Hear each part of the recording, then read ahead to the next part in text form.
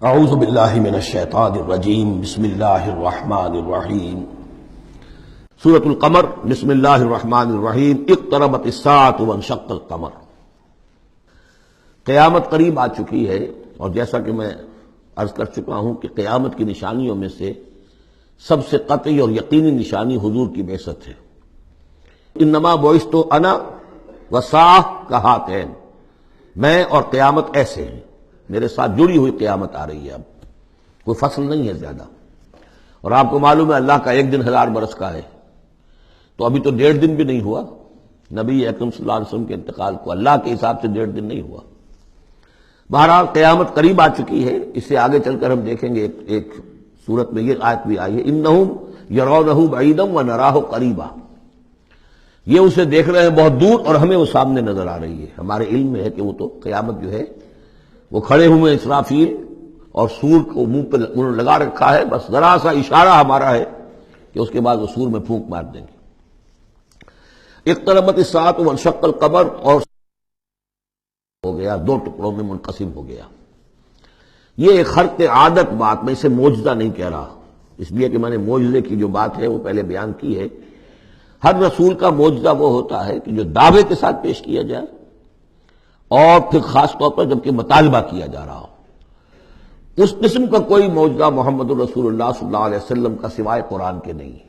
خرق عادت بے شمار ہے، اولیاء اللہ کی کرامات ہوتی ہیں تو محمد الرسول اللہ صلی اللہ علیہ وسلم کی کرامات جو ہیں وہ تو 1000 گنا ہوں گی۔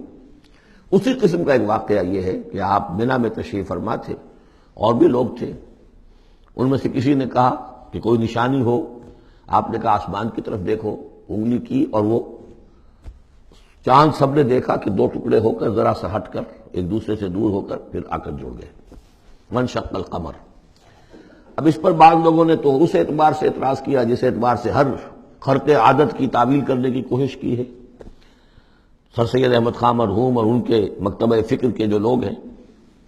لیکن بعض حضرات نے اس اعتبار سے بھی کہ تاریخی طور پر اس کا کوئی ثبوت نہیں ہے، لیکن یہ کہ یہ معلوم ہوتا ہے، ایک تو یہ کہ اس کا جواب یہ ہے کہ ظاہر بات ہے کسی جگہ پر دنیا میں اس وقت رات تھی، کسی وقت وہ دن تھا، اس وقت چاند کو دیکھنے کا سوال ہی نہیں۔ پھر یہ کہ جہاں چاند ہوتا ہے اس وقت سب لوگ ٹکٹکی باندھے ہوئے چاند کو تو نہیں دیکھ رہے ہوتے کہ آسمان میں کیا ہوا، اور چاند کا 2 ٹکڑے ہو کر ذرا سا ہٹنا، اس سے کیا فرق واقع ہوا ہوگا؟ روشنی اس کی جو کہ تو زمین پر رہی جو بھی تھی، تو کسی نے جو ہے خام خواہ پلٹ کر دیکھا ہو۔ لیکن یہ کہ مالابار کے ساحل پر کوئی راجا تھا ہندو، اس نے یہ دیکھا تھا۔ اتفاق کی بات ہے کہ وہ اس وقت دیکھ رہا تھا آسمان کی طرف، اور وہ حیران ہوا، اس نے دیکھا کہ چاند پھٹا، 2 ٹکڑے ہوئے، اور وہ ذرا فاصلے پر گئے، پھر جڑ گیا۔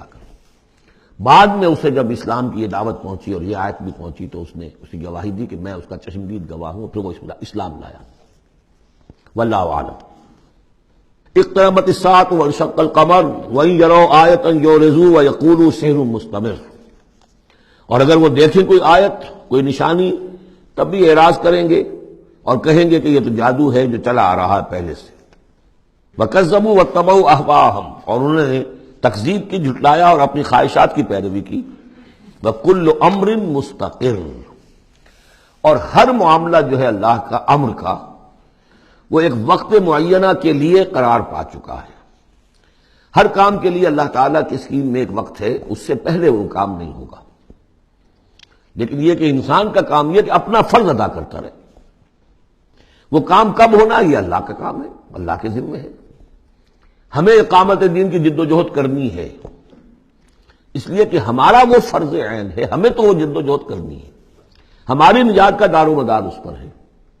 ہمارا کام یہ کہ سمجھیں اس جد و جہد کے لیے طریقہ کار کیا ہے، سیرت النبی سے اس کے لیے اخذ کریں، پھر یہ کہ اس کے کیا آداب ہیں، کیا شرائط ہیں، اور اس کے لیے جو ہے پوری طرح غور و فکر کریں، یہ بات دوسری ہے۔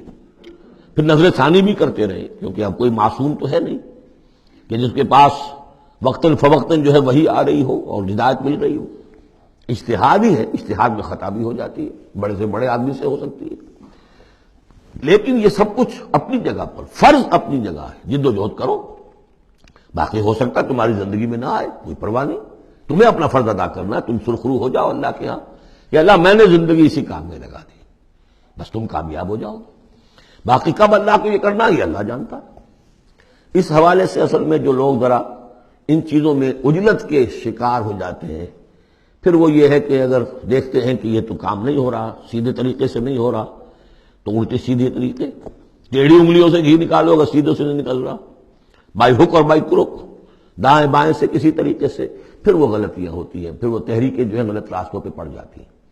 اصل غلطی یہی ہوتی ہے کہ یہ نہ سمجھا جائے کہ اس کو کر گزرنا میرا فرض ہے، نہیں نہیں نہیں، اس کو کرنے کی جد و جہد میں تن من دھن لگا دینا میرا فرض ہے، کر گزرنا یہ اللہ کے ذمہ ہے، وہ کب چاہے گا کہ یہ ہو اسی وقت ہوگا۔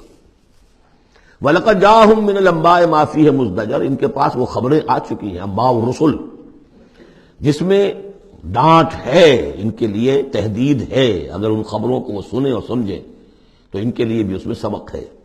حکمتٌ بالغۃ، جہاں وہ ڈانٹ اور ڈپٹ ہے اس کے اندر، وہیں پر حکمت بھی ہے پوری، اور بالغہ پوری حکمت۔ فما تغنی النذور، لیکن یہ کہ یہ جو بھی آئے خبردار کرنے والے، ان سے ان کو کوئی فائدہ نہیں پہنچا۔ فتول عنہم، کوئی ہر صورت میں آپ دیکھ رہے ہیں، اے نبی ذرا آپ درگزر کیجئے، آپ ذرا توجہ ہٹا لیجئے۔ فتول عنہم، تو آپ ذرا ان سے آپ اپنا رخ پھیر لیجئے۔ یوم یدعو الداعی الی شیء نکر، جب وہ دن آئے گا جس دن کے ایک پکارنے والا پکارے گا ایک بڑی ناگوار چیز کی طرف، جب سور پھونکا جائے گا یہ نکلیں گے اپنے قبروں سے۔ خش عن ابصارہم، ان کی نگاہیں زمین میں گڑی ہوئی ہوں گی۔ یخرجون من الاجداث کانہم جراد منتشر، یہ اپنی قبروں سے ایسے نکل کر آئیں گے جیسے کہ ٹڈی دل پھیلا ہوا۔ ظاہر بات ہے ایک ایک جگہ پر نہ معلوم کتنے کتنے لوگ جو ہیں وہ دفن ہیں۔ اب پورے 10,000 برس نسل انسانی زمین پر اگر رہی ہے، یا ہو سکتا ہے اس سے بھی زیادہ ہو، اللہ عالم، تو پھر یہ کہ آخر انسان جو نکلیں گے، جو بڑے بڑے شہر گنجان آباد علاقے تھے وہاں سے جو نکلیں گے ٹڈی دل، جراد المنتشر، مہطعین الی الداعی، اور وہ دوڑتے ہوئے آئیں گے پکارنے والے کی پکار پر۔ یقول الکافرون ھذا یوم عسیر، ساتھ ہی وہ کافر جو ہیں، کیونکہ جیسا کہ آگے چل کر ہم پڑھیں گے سورہ قیامہ میں، بل الانسان علی نفسہ بصیرہ، ہر انسان کو معلوم ہوگا میں کتنے پانی میں ہوں، کہاں کھڑا ہوں، میں نے زندگی کہاں گزاری تھی۔ تو کافر کہیں گے، یقول الکافرون ھذا یوم عسیر، یہ تو بڑا سخت دن ہے۔ صدق اللہ العظیم۔